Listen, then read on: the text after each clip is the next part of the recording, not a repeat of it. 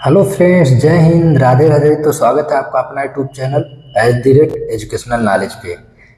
प्यारे साथियों, हम लोग कक्षा 10 का जीव विज्ञान अध्याय शुरू हो चुका है विषय, और वहाँ अध्याय हम पहला शुरू कर चुके हैं। तो अध्याय पहला जैविक प्रक्रम के हम कुछ बहुविकल्पी प्रश्न पिछले वीडियो में देखे थे, और आज उन्हीं अध्याय से कुछ और बहुविकल्पी प्रश्नों को देखेंगे। और जैसे ही हमारा बहुविकल्पी प्रश्न खत्म होता है, उसके बाद हम इस अध्याय का अति लघुत्तरी और लघुत्तरी प्रश्न को भी हल करेंगे। प्यारे साथियों, चलिए तो आज का प्रश्न हम देखते हैं। छोटे बच्चों में कुल कितने दांत होते हैं? 32, 28, 20, 22। तो टोटल कितने दांत होते हैं छोटे बच्चों में? 22। कमेंट सेक्शन में आप लोग बताएंगे कि मनुष्य के कुल कितने प्रकार के दांत होते हैं और उनका नाम सहित।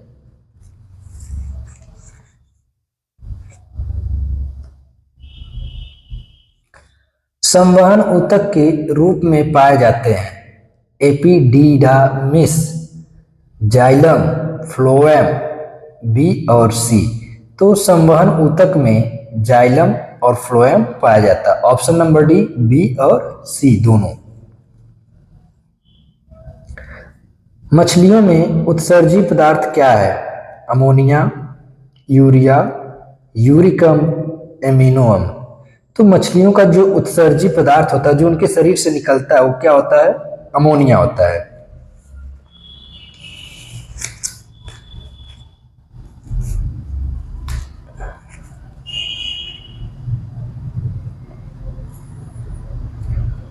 प्रकाश संश्लेषी अंग इनमें से कौन है? स्टोमाटा, पत्ती, हरित लवक, जड़। तो ऑप्शन नंबर सी, हरित लवक। पाचन की क्रिया पूर्ण होती है अग्न्याशय में, बड़ी आंत में, छोटी आंत में, ग्रास नली में। तो ऑप्शन नंबर सी, छोटी आंत में।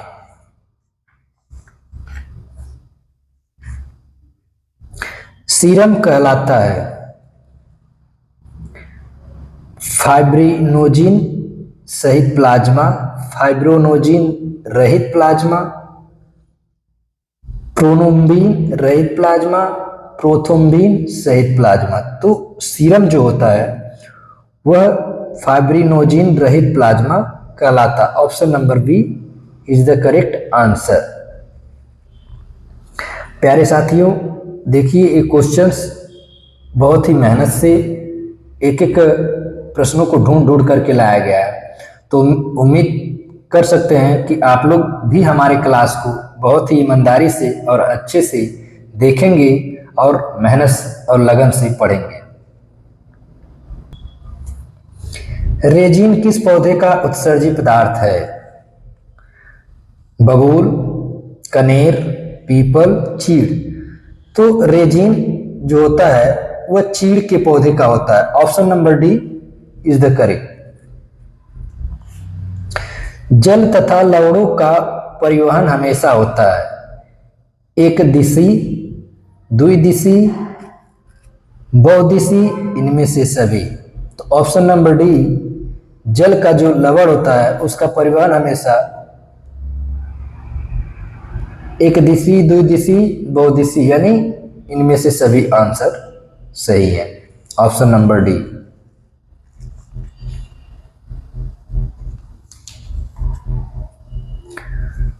जल, सॉरी ये रॉन्ग है, यहां देखेंगे।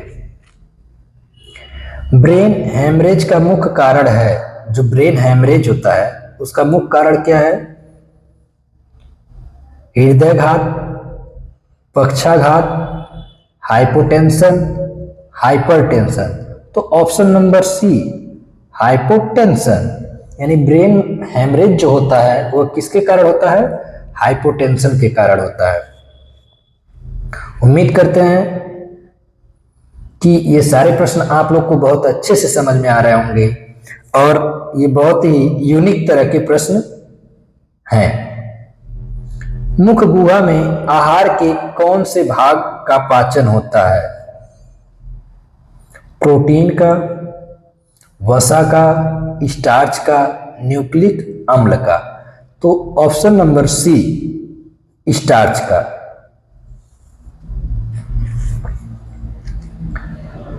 अगला प्रश्न देखेंगे, जैव प्रक्रम के अंतर्गत निम्न में से कौन आता है? पोषण, श्वसन, उत्सर्जन, इनमें से सभी? तो ऑप्शन नंबर डी, इनमें से सभी।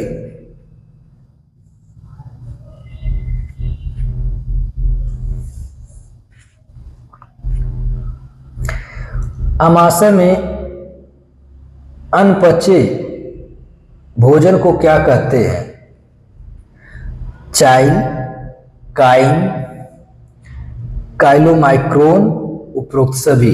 तो ऑप्शन नंबर बी, काइन कहते हैं। आमाशय के अग्रभाग को क्या कहते हैं? Pyloric, cardiac, fundic, epiglottis? तो ऑप्शन नंबर बी, कार्डियक कहते हैं। अगला प्रश्न, अमोनिया का यूरिया में परिवर्तन शरीर में कहाँ होता है? यानी अमोनिया जो है वह यूरिया के रूप में परिवर्तित शरीर के किस हिस्से में होता है? यकृत में, वृक्क में, प्लीहा में, अमाशय में? तो ऑप्शन नंबर ए, यकृत में।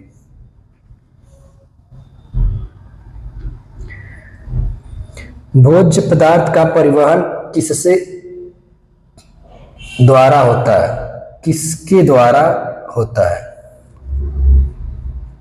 फ्लोएम द्वारा, जाइलम द्वारा, स्टोमाटा द्वारा, इनमें से सभी? तो ऑप्शन नंबर ए, भोजन पदार्थ का परिवहन फ्लोएम के द्वारा होता है। पर्णहरित का मुख्य कार्य क्या है? ऑक्सीजन मुक्त करना, प्रकाश ऊर्जा को अवशोषित करना,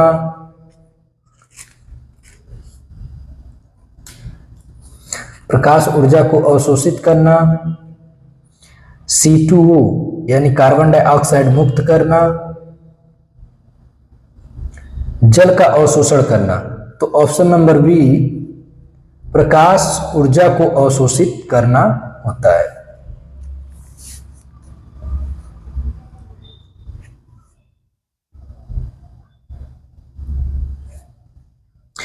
प्रकाश संश्लेषण का मुख्य उत्पाद निम्नांकित में से कौन है? CO2, H2O, glucose, O2? तो ऑप्शन नंबर सी, प्रकाश संश्लेषण का मुख्य उत्पादन ग्लूकोज है। छोटी आंत की दीवार में पाई जाने वाली ग्रंथियों के स्राव को क्या कहते हैं? आंत्रस, जठर रस, सक्सस, एंटेरिकस, इनमें से सभी? तो ऑप्शन नंबर डी, इनमें से सभी।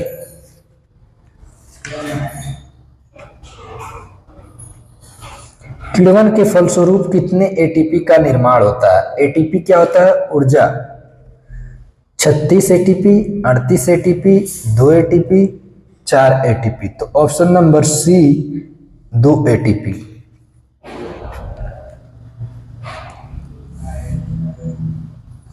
पादप में उत्सर्जन मुख्यतः होता है रंध्रों द्वारा, वात रंध्रों में, तरुण तना में, इनमें से सभी? तो ऑप्शन नंबर सी, तरुण तना में पादप में उत्सर्जन होता है।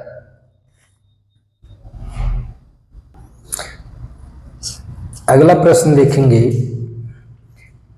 इनमें से कौन सा प्रकाश स्वपोषी है?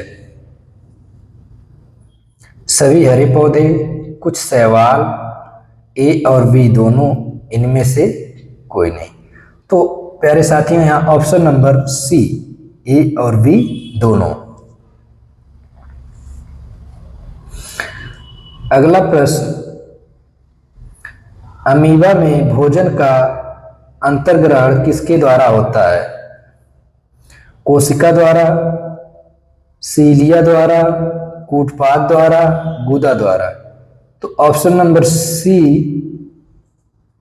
कूटपाद द्वारा होता है।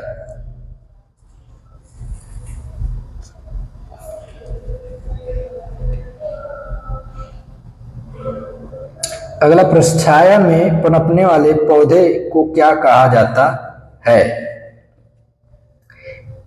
हीलियोफाइट्स, सियोकाइटस, थियोफाइटस, इनमें से सभी। तो ऑप्शन नंबर बी सियोकाइटस नामक पौधे जो होते हैं वह छाया में क्या होते हैं? पनपते हैं या पैदा भी हो जाते हैं या निकल जाते हैं।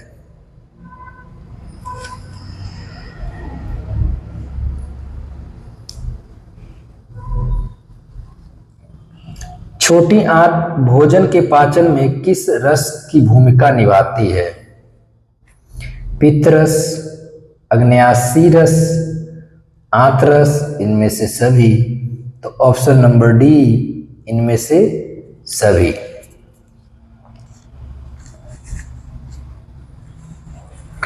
अगला प्रश्न देखेंगे, इथाइल अल्कोहल किस प्रकार के श्वसन में बनती है? वायवीय, अवायवीय, ए और वी दोनों, इनमें से कोई नहीं। तो ऑप्शन नंबर वी अवायवीय में इथाइल अल्कोहल का निर्माण श्वसन बनती है।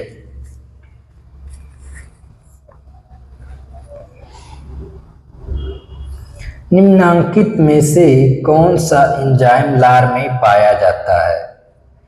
Trypsin, pepsin, ptyalin, chymotrypsin. तो ऑप्शन नंबर सी टाइलिन नामक एंजाइम हमारे लार में पाया जाता है।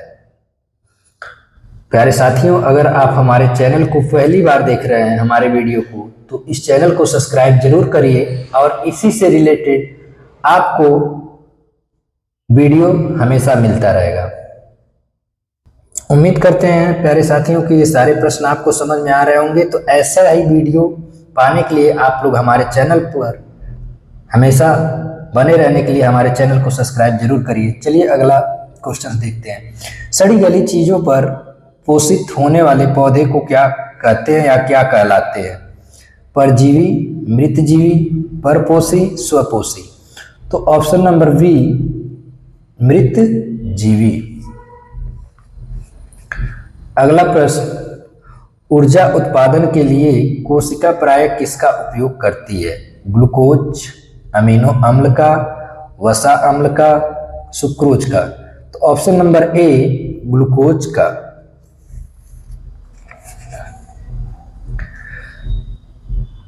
मृतजीवी पोषण में भोजन का पाचन कहाँ होता है? कोशिका के बाहर, कोशिका में, पाचन तंत्र में, इनमें से सभी। तो ऑप्शन नंबर ए कोशिका के बाहर।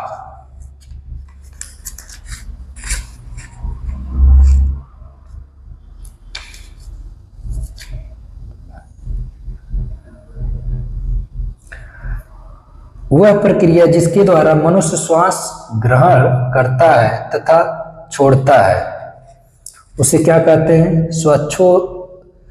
श्वास, श्वसन, निश्वसन, प्रश्वास। तो ऑप्शन नंबर ए श्वासोच्छ्वास।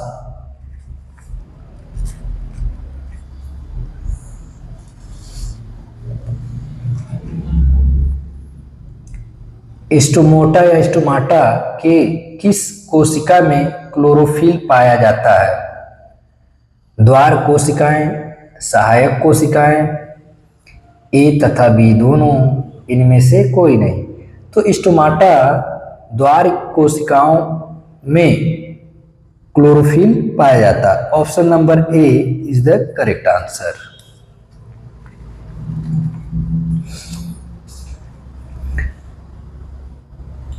मनुष्य और अन्य मांसाहारी जीव निम्नलिखित में से किसका पाचन नहीं कर पाते?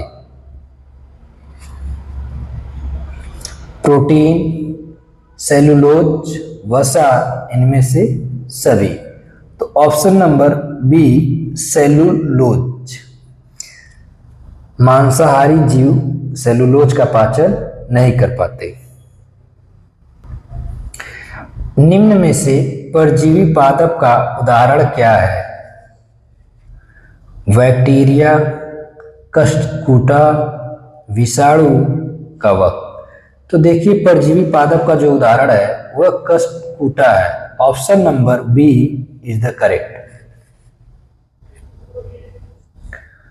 स्वपोषी पोषण के लिए आवश्यक है क्लोरोफिल, सूर्य का प्रकाश, कार्बन डाइऑक्साइड, इनमें से सभी। यानी जो स्वपोषी पोषण होते हैं उनमें क्या क्या तत्व आवश्यक है या क्या क्या तत्वों का होना आवश्यक है? तो क्लोरोफिल, सूर्य का प्रकाश, carbon dioxide. Option number D ये सभी।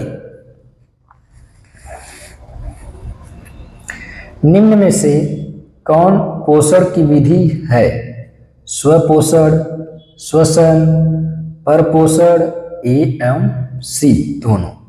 तो स्वपोषण और परपोषण दोनों जरूरी है। तो ऑप्शन नंबर डी ये सही हो जाएगा।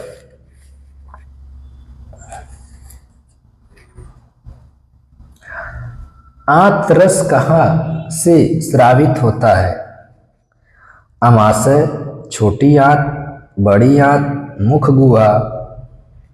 तो ऑप्शन नंबर बी देखिए आंतरस छोटी आंत से स्रावित होता है। कमेंट्स में आप लोग बताएंगे कि इंसुलिन का स्रावण कहां से होता है?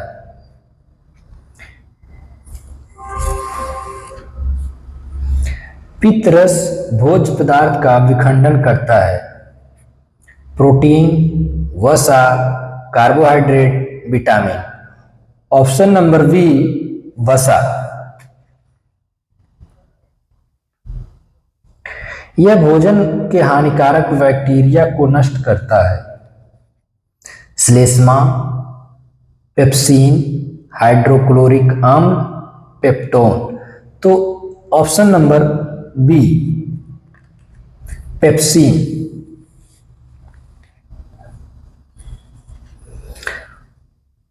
प्रोटीन का पाचन शुरू होता है ग्रासनली, अमाशय, ग्रसनी, अग्न्याशय। तो ऑप्शन नंबर बी अमाशय।